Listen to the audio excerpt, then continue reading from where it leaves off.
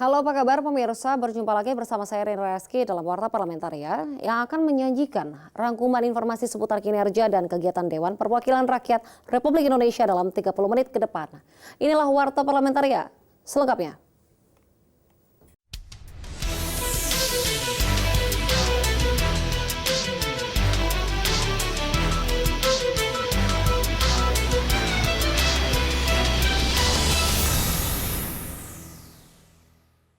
Anggota Komisi 9 DPR RI menyoroti rendahnya penyerapan anggaran riset dan penelitian kesehatan dalam anggaran Kementerian Kesehatan tahun 2021.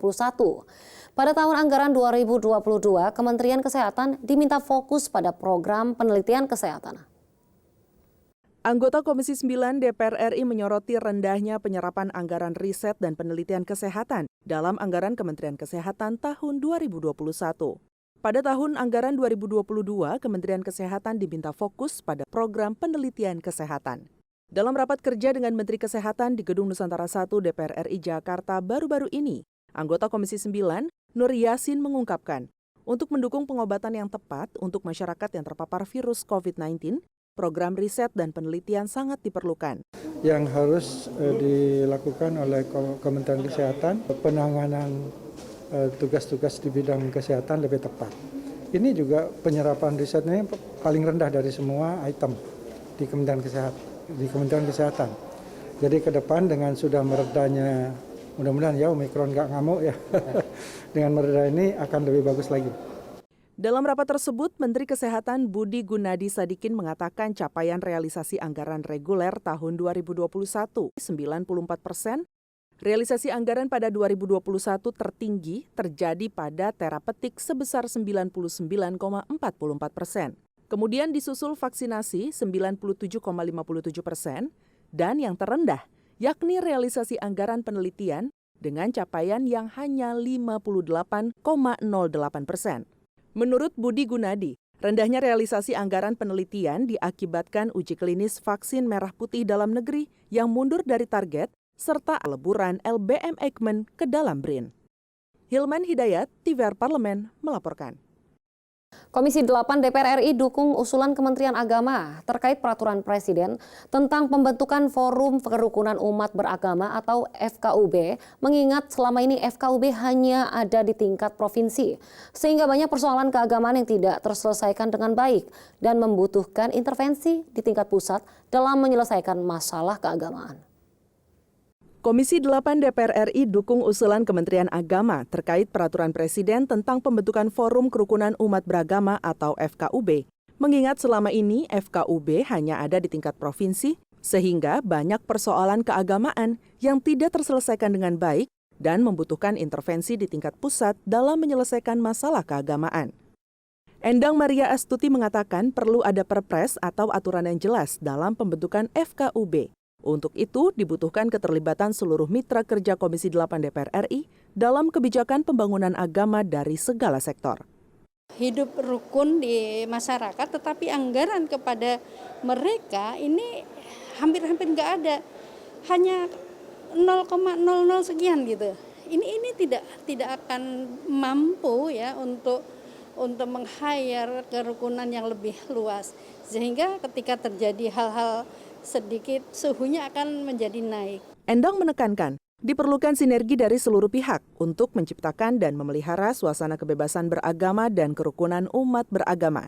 Memang ada aturan yang jelas dan mengikat, minimal itu perpres dan harus ke depan undang-undang itu menjadi urgent. Setidaknya nomenklatur di kementerian itu ada. Sehingga ini akan berimplikasi juga kepada anggaran. Komisi 8 berharap pemerintah segera meningkatkan status peraturan bersama Menteri Agama dan Menteri Dalam Negeri nomor 9 dan 8 tahun 2006 menjadi peraturan Presiden. Andri, TVR Parlemen, melaporkan. Sebanyak 1.700-an jemaah umroh telah diberangkatkan ke Tanah Suci Arab Saudi per 8 Januari 2022 lalu dengan catatan seluruh jemaah umroh yang telah diberangkatkan dinyatakan negatif dari virus COVID-19 ketika sampai di Arab Saudi. Sebanyak 1.700-an jamaah umroh telah diberangkatkan ke Tanah Suci Arab Saudi per 8 Januari 2022 lalu. Dengan catatan, seluruh jamaah umroh yang telah diberangkatkan dinyatakan negatif dari virus COVID-19 ketika sampai di Arab Saudi. Lisda Hendra Joni mengatakan, dengan protokol kesehatan pada tiap negara yang berbeda-beda, kepatuhan terhadap protokol kesehatan dari Indonesia dan Arab Saudi hingga kembali ke tanah air dijalankan dengan kebijakan satu pintu, serta mempertimbangkan masa karantina selama 5 hari di Asrama Haji Pondok Gede. Ya tentu kita berharap bahwa dengan adanya pengetatan ya dari pintu keluar ini itu juga tentu kita berharap karena memang benar-benar ini berjalan sebagaimana harusnya. Ya, jadi nanti pulangnya seperti itu juga. Diah Pitaloka mengatakan sudah ada pembicaraan dengan pemerintah Arab Saudi terkait keberangkatan haji dari Indonesia. Komisi 8 DPR RI bersama Kementerian Agama telah membentuk Panja Haji tahun 2022 untuk keberangkatan haji pertama di masa pandemi COVID-19. Dan kita berharap prosesnya berjalan lancar, tapi Kementerian Agama bersama Komisi 8 mulai hari ini sudah mulai membentuk Panja Haji, baik dari pemerintah ataupun Komisi 8, dan kita siap bekerja untuk menyiapkan sebaik-baiknya mensukseskan keberangkatan haji pertama Indonesia di tengah pandemi. Diketahui DPR bersama dengan pemerintah telah membentuk Panitia Kerja Biaya Perjalanan Ibadah Haji atau Panja BPIH untuk mengawasi pelaksanaan ibadah haji 1443 Hijriah. Bani, TVR Parlemen, melaporkan. Pemirsa, kami masih memiliki banyak informasi lain dalam Warta Parlamentaria. Salah satunya datang dari Komisi 10 DPR RI yang meminta rekrutmen PPPK guru dievaluasi, dan tetaplah bersama kami.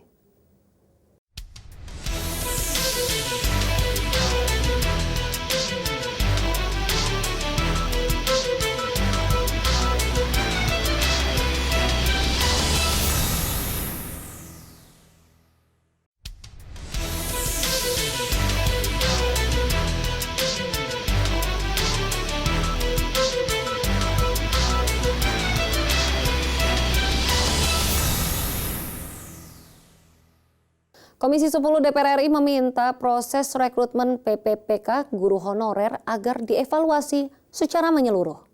Komisi 10 DPR RI meminta proses rekrutmen PPPK guru honorer agar dievaluasi secara menyeluruh. Ketua Komisi 10 DPR RI Saiful Huda menyoroti proses rekrutmen pegawai pemerintah dengan perjanjian kerja atau PPPK untuk guru honorer. Rekrutmen ini menuai sejumlah masalah, antara lain banyaknya guru-guru favorit yang memiliki kompetensi di sekolah swasta beralih ke sekolah negeri. PGRI, LP Ma'arif, NU, Majelis Disdasman Muhammadiyah, teman-teman dari penyelenggara pendidikan Katolik, Kristen, dan Taman Siswa. Saya kira ini harus jadi pertimbangan terhadap evaluasi menyeluruh dari rekrutmen 1 juta guru honorer ini. Bagi yang sudah lolos P3K dari guru-guru honorer swasta ini dikembalikan lagi kepada sekolah asal. Hal senada disampaikan anggota Komisi 10 DPR RI Muhammad Nur Purnamasidi. Sebaiknya guru-guru swasta kembali mengajar di sekolah asal. Menurut saya memang agak sulit ya kita membatalkan. Tapi minimal kita menangguhkan terlebih dahulu agar kemudian dalam hal penempatannya itu nanti dilakukan evaluasi terlebih dahulu. Jadi kalau dibatalkan mungkin ini akan menimbulkan kegaduhan baru karena mereka sudah mengikuti ujian dan mereka sudah dinyatakan lulus kan gitu. Nah, jadi menurut saya penempatannya ditangguhkan. Oki Zulindra, TVR Parlemen melaporkan. Dalam rangka mempercepat terwujudnya ekosistem kendaraan listrik di tanah air, serta berkomitmen terhadap pengurangan emisi, Komisi 7 DPR RI mendorong pembangunan stasiun pengisian kendaraan listrik umum atau SPKLU ditingkatkan untuk seluruh wilayah Indonesia, sehingga masyarakat dapat beralih menggunakan kendaraan listrik. Dalam rangka mempercepat terwujudnya ekosistem kendaraan listrik di tanah air, serta berkomitmen terhadap pengurangan emisi, Komisi 7 DPR RI mendorong pembangunan stasiun pengisian kendaraan listrik umum atau SPKLU ditingkatkan untuk seluruh wilayah Indonesia. Anggota Komisi 7 DPR RI Muhtarudin mendesak pemerintah segera meningkatkan program pembangunan SPKLU di seluruh wilayah Indonesia. Jangan sampai meningkatnya pengguna kendaraan listrik tidak dibarengi oleh ketersediaan infrastruktur. KTT tentang perubahan iklim yang di Glasgow bahwa kita akan sepakat mengurangi target emisi kita. Salah satunya adalah penggunaan energi yang ramah lingkungan. Nah di kendaraan bermotor kan kita sekarang sedang digalakkan untuk pengembangan mobil dan motor listrik, ya. Dan hari ini itu kan sudah berjalan nih, sudah bergulir. Ini proses sudah bergulir dan tren kecenderungannya meningkat gitu ya. Kesadaran masyarakat akan menggunakan kendaraan yang menggunakan kendaraan berlistrik ini kan sudah mulai meningkat. Nah, oleh karena harus diikuti dengan pembangunan infrastrukturnya yang dalam rangka mendukung itu. Jangan sampai nanti infrastruktur itu tertinggal. Muhtarudin berharap pemerintah memfokuskan anggaran untuk mewujudkan program bahan bakar dan kendaraan yang ramah terhadap lingkungan. Kementerian Energi dan Sumber Daya Mineral mencatat sebanyak 187 unit SPKLU dan 153 unit stasiun penukaran baterai kendaraan listrik umum atau SPBKLU telah dibangun. Hilman Hidayat, TVR Parlemen, melaporkan. Komisi 11 DPR RI melaksanakan uji kelayakan dan kepatutan Kantor Akuntan Republik sebagai pemeriksaan laporan keuangan BPK RI tahun 2022. Dan Komisi 11 DPR RI meminta Kantor Akuntan Publik terpilih nantinya dapat memberikan laporan audit kepada DPR RI. Komisi 11 DPR RI melaksanakan uji kelayakan dan kepatutan Kantor Akuntan Publik sebagai pemeriksa laporan keuangan BPK RI tahun 2022. Komisi 11 DPR RI meminta Kantor Akuntan Publik terpilih nantinya dapat memberikan laporan audit kepada DPR. Anggota Komisi 11 DPR RI Satori berharap Kantor Akuntan Publik yang terpilih dapat menjalankan tugas dan fungsinya untuk mengevaluasi. KAP ini dalam mengevaluasi kegiatannya, apalagi di musim pandemi ya, itu lebih baik seandainya, karena tidak mungkin ya dalam pemeriksaan itu akan semuanya diperiksa. Paling hanya sampel-sampel tertentu aja. Saya yakin dalam beberapa item-item nggak mungkin akan dipemeriksaan semua. Jadi kemudian saya sampaikan tadi supaya lebih teliti, lebih jeli dan jangan sampai terjadi kerugian-kerugian negara. Sementara itu anggota Komisi 11 DPR RI Junaidi Auli menambahkan, salah satu penilaian uji kelayakan dan kepatutan calon Kantor Akuntan Publik adalah terkait strategi dalam sistem evaluasi dan audit BPK RI. Ya kan tadi ada keterbatasan waktu, kemudian mungkin SDM yang ada di KAP itu sendiri seberapa banyak yang siap untuk menghandle pemeriksaan tersebut, kemudian juga objek yang demikian luas yang ingin dilihat. Nah, sementara juga mungkin anggaran juga relatif terbatas. Komisi 11 DPR RI berharap melalui uji kelayakan dan kepatutan ini, Kantor Akuntan Publik ini terpilih dapat memberikan masukan untuk perbaikan dan pemeriksaan BPK RI ke depan. Vinita dan Samsul, TVR Parlemen melaporkan. Pemirsa TV Parlemen jangan kemana-mana karena kami masih memiliki banyak informasi lain yang menunggu Anda setelah jeda berikut ini.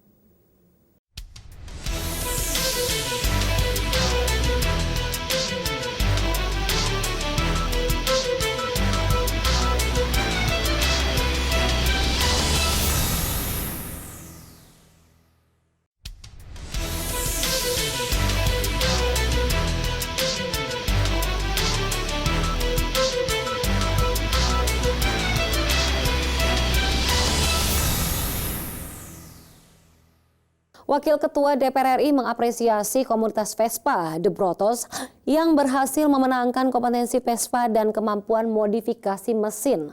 Wakil Ketua DPR RI menilai perlu adanya peningkatan sarana dan prasarana bagi komunitas-komunitas.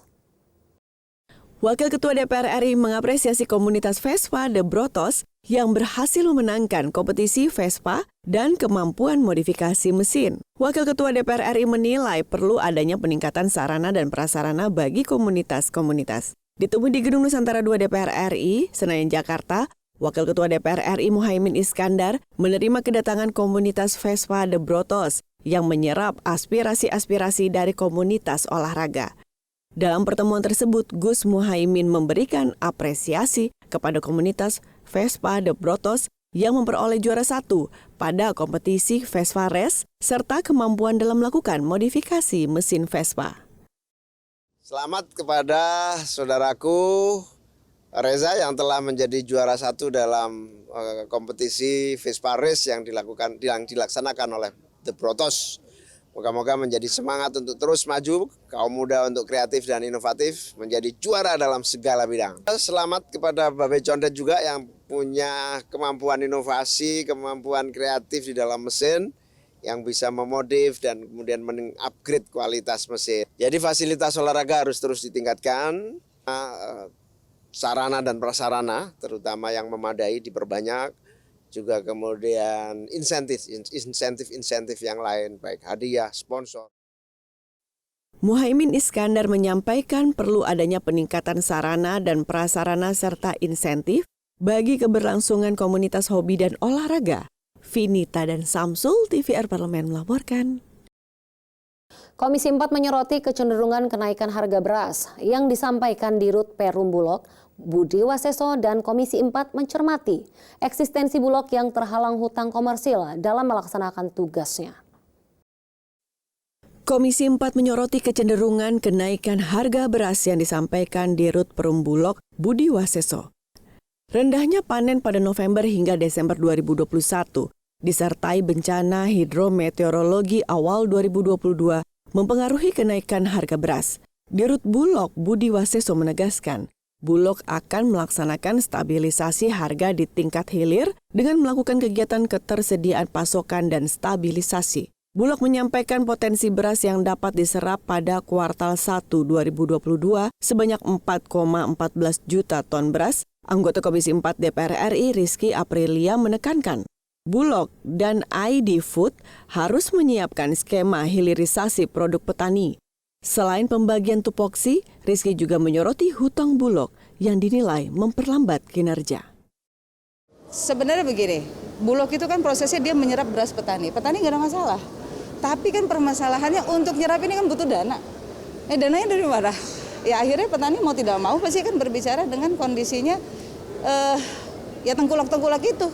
Jadi kalau bicara cadangan kemarin Bulog menulis di situ di dalam paparannya ya. Saya nggak tahu existingnya seperti apa, itu 1 juta.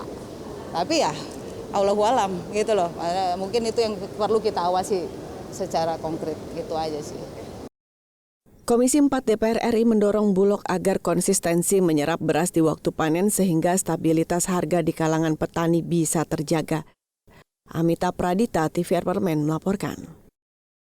Dan berakhir sudah perjumpaan kita dalam Warta Parlamentaria. Saya Rina Reski beserta seluruh kerabat kerja yang bertugas pamit undur diri. Sampai jumpa di Warta Parlamentaria berikutnya.